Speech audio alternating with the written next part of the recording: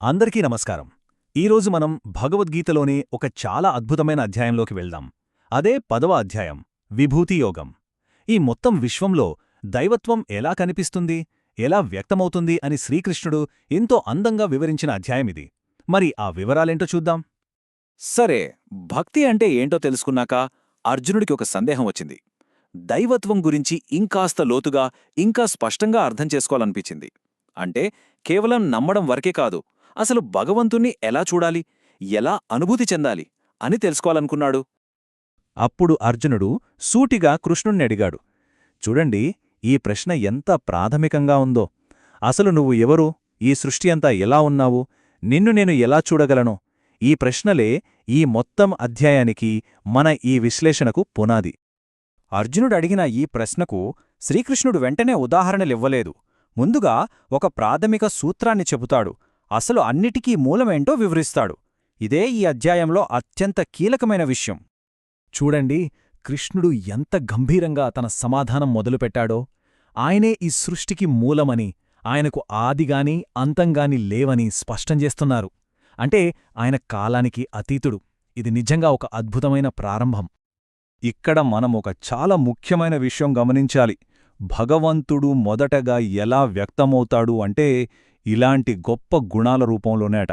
అంటే తెలివిలో, క్షమలో, సత్యములో, శాంతిలో, ఇలాంటి మంచి లక్షణాలన్నిట్లోనూ దైవత్వం నిండి ఉంది అని అర్థం చేసుకోవాలి.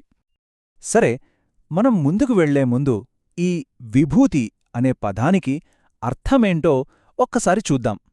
విభూతి అంటే దైవిక వైభవం లేదా భగవంతుడి వ్యక్తత.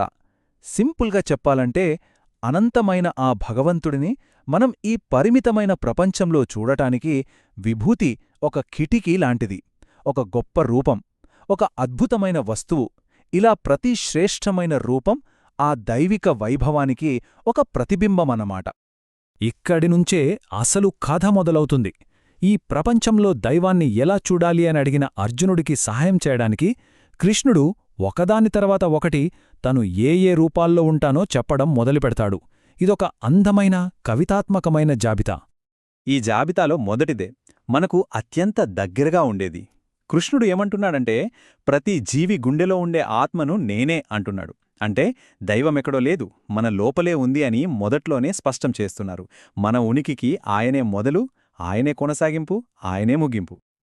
ఇక చూడండి, కృష్ణుడు ఒకదాని తరువాత ఒకటి ఉదాహరణలు ఎలా ఇస్తున్నారో. దేవతల్లో శ్రేష్ఠుడైన విష్ణువునూ నేనే, వెలుగునిచ్చేవాటన్నిటిలో ప్రకాశవంతమైన సూర్యుడినే నేనే అంటున్నారు.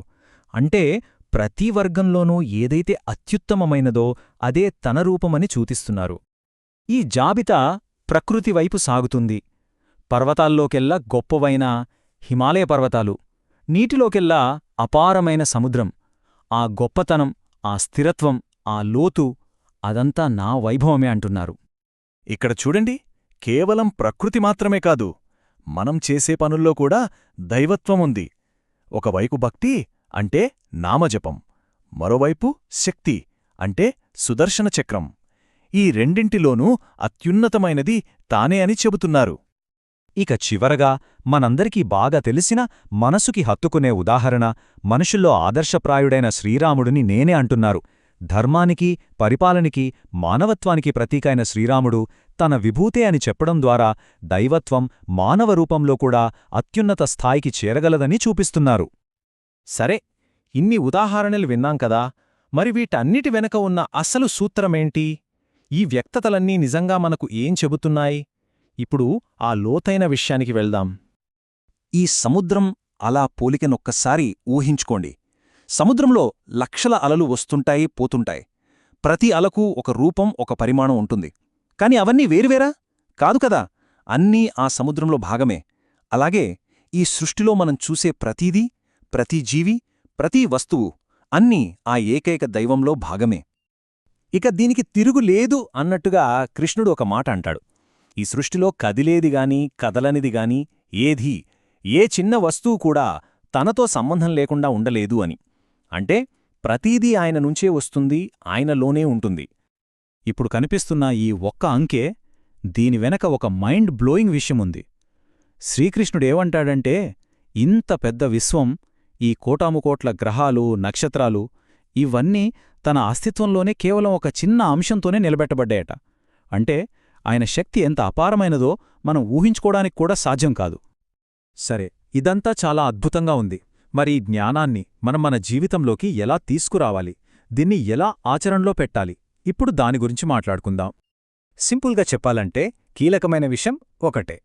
మనకు ఎక్కడైనా సరే శ్రేష్ఠత, గొప్పతనం కనిపించిందా, అది జ్ఞానంలో కావచ్చు, శక్తిలో కావచ్చు, అందంలో కావచ్చు, దేనిలోనైనా సరే ఆ గొప్పతనం దైవం యొక్క ప్రత్యక్ష సూచిక, అది దైవం యొక్క ప్రతిరూపమే. ఇదిగోండి, విభూతియోగం పాఠాన్ని మన రోజువారీ జీవితంలో అన్వయించుకోవడానికి ఒక 3 సింపుల్ స్టెప్స్. ముందుగా మన చుట్టూ ఉన్న ప్రపంచంలో గొప్పతనాన్ని గమనించాలి. తర్వాత ఆ గొప్పతనం భగవంతుడి రూపమే అని గుర్తించాలి. చివరిగా దేవుడు గుడిలో మాత్రమే కాదు, ప్రతి శ్వాసలో, ప్రతి వస్తువులో, ప్రతి మనిషిలో ఉన్నాడని అర్థం చేసుకోవాలి. అంతే. ఈ విశ్లేషణను ఒక ఆలోచింపజేసే ప్రశ్నతో ముగిద్దాం. ఒకవేళ ఈ సృష్టిలో ప్రతి అణువూ దైవస్వరూపమే అయితే అప్పుడు మనం దేనికి విలువివ్వాలి, దేన్ని నిర్లక్ష్యం చేయాలి, మన దృష్టి దేనిపై ఉండాలి? ఈ ప్రశ్నతోనే మిమ్మల్ని వదిలి వెళ్తున్నాను. ఆలోచించండి.